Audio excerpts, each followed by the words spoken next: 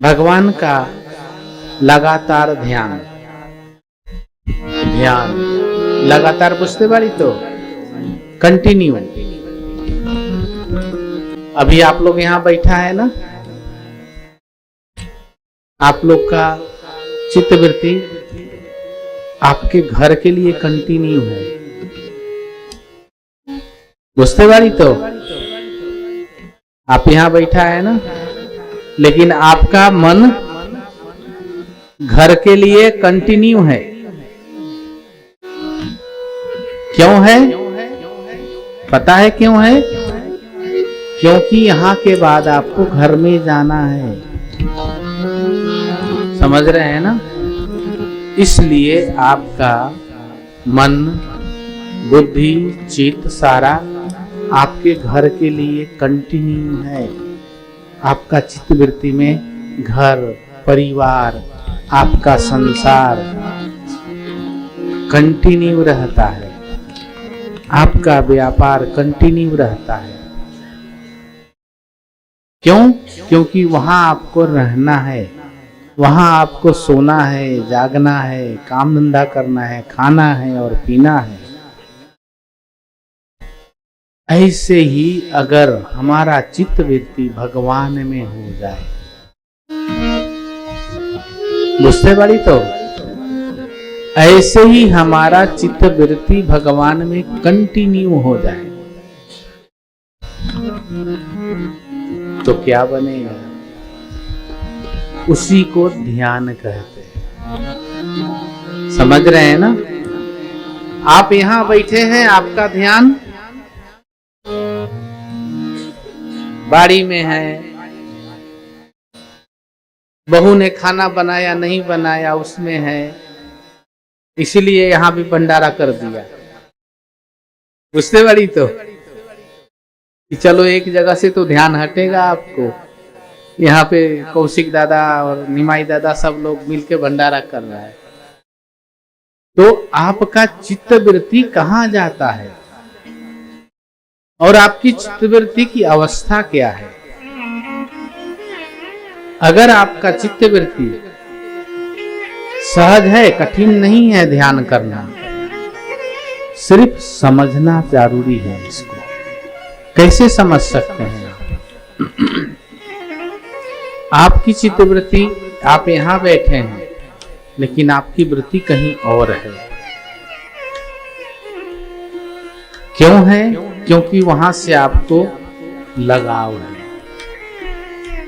वहां पे आपको आश्रय है, वहां से आपको उपलब्धि है। समझते हैं ना? इसी उपलब्धि, इसी आश्रय, इसी लगाव को परमात्मा से जोड़ दें। किससे जोड़ दें? लिंक कर दो परमात्मा के साथ। क्योंकि घर में तुम्हारा मन जाता है, अच्छी बात है। तुम्हारे घर में बच्चे हैं, अच्छी बात है, लेकिन तुम्हारे घर में तुम्हारे गोपाल जी भी तो है। नहीं समझा बात को? तुम्हारे प्रभु भी तो है, लेकिन उसको तुम याद नहीं करते। यहां पे तुम गलत हो, यहां पे तुम धोखे में आ जाते हो। घर का हर चीज याद है तुमको, घर का भगवान याद नहीं। जब घर का भगवान तुम्हें स्मरण में आ जाएगा तो वही तुम्हारा सोचना ही ध्यान बन जाएगा। क्या बन जाएगा? ध्यान बन जाएगा। ध्यान का मतलब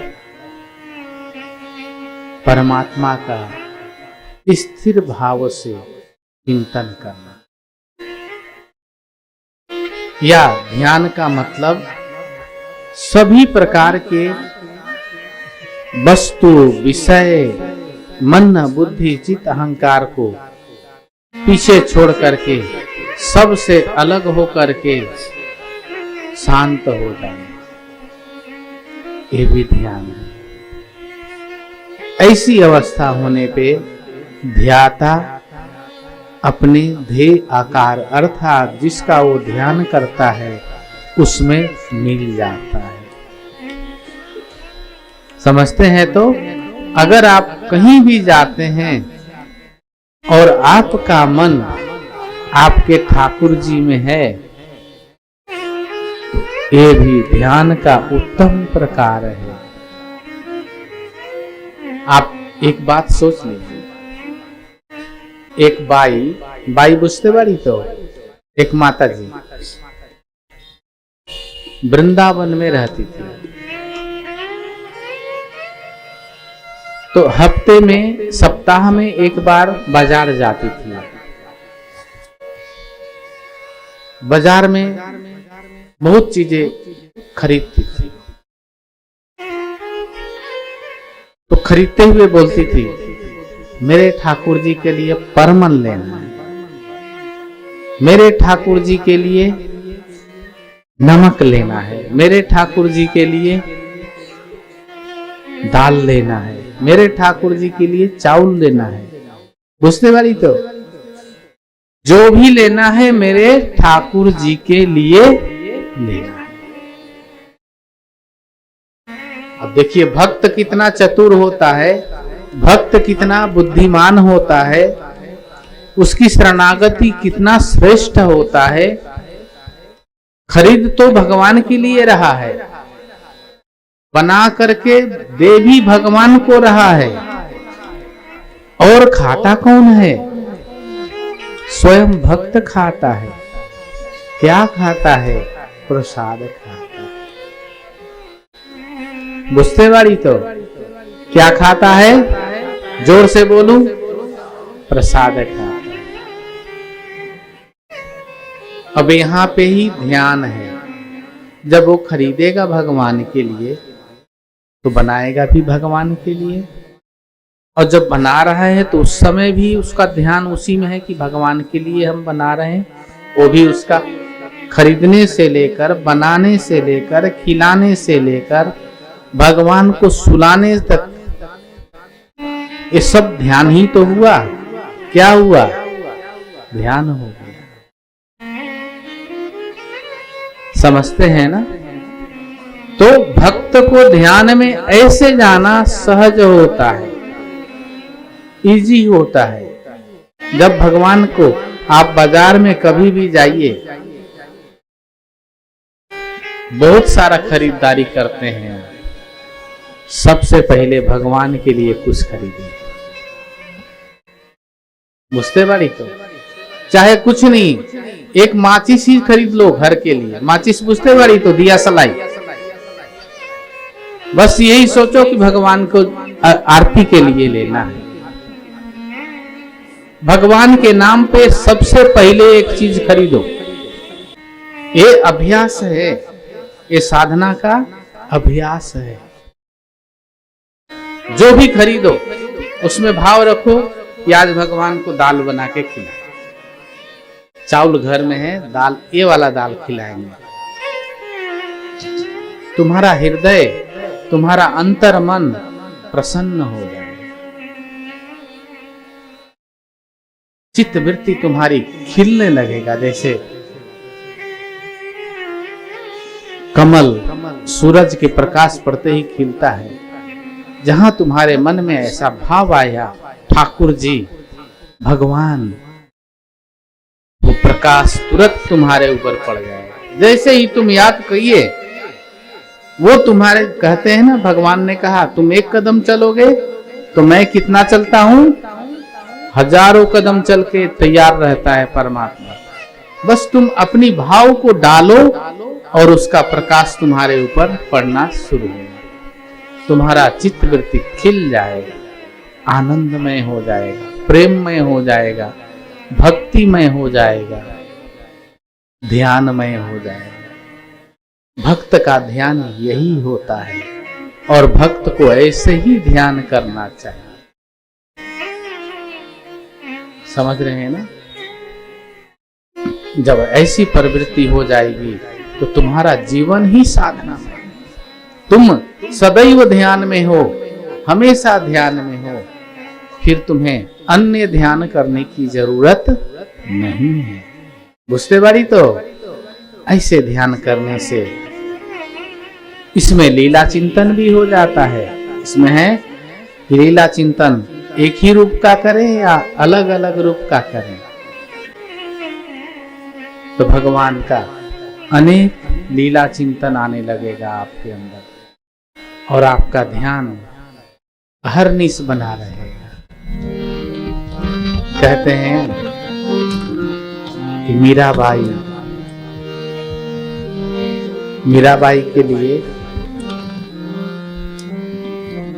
जो जागो प्रभु पहिले जागे, जो जागे प्रभु पहिले जागे, जो जागो प्रभु पहिले जागे, जो जागो प्रभु पहिले जागे, बनावे पहिले कावे जी,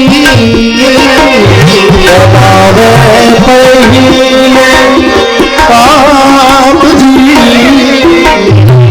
इसीलिए तो कृष्ण मुरारी, इसीलिए तो कृष्ण मुरारी, भक्त वत्सल कहना भक्त वत्सल कहना राम राम राम राम राम राम राम राम राम राम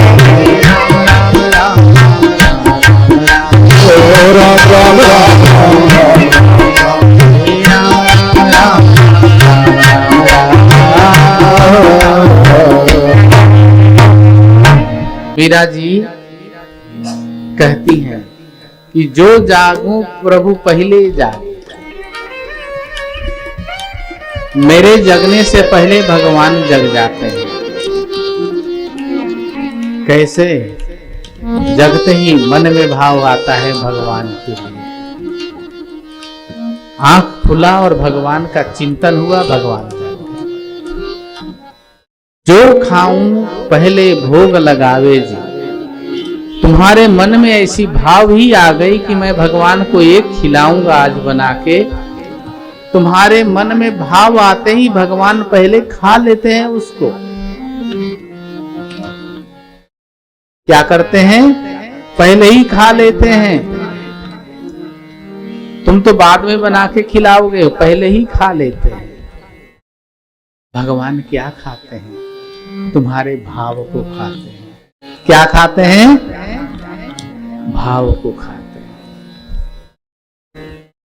मीरा जी ने कहा जो जागूं प्रभु पहले जागे। अगर मैं भगवान जगती हूं और भगवान चिंतन में है तो पहले ही जग गए। जो भोग लगाऊं प्रभु पहले खावे। वो जैसे ही तुम भोग की सोचते हो कि आज भगवान को ये खिलाना है, ये बनाना है, भगवान खा लेते हैं। और बाद में तुम भोग लगाते हो तो भगवान उसका भी आनंद लेते हैं। तो यही ध्यान है, भक्त का ध्यान यही होता है। भक्त ऐसे ही परमात्मा इष्ट देवता का, ठाकुर का ध्यान करता है। और यही ध्यान निरंतर करने से लीला चिंतन उसके साथ होने लगता है।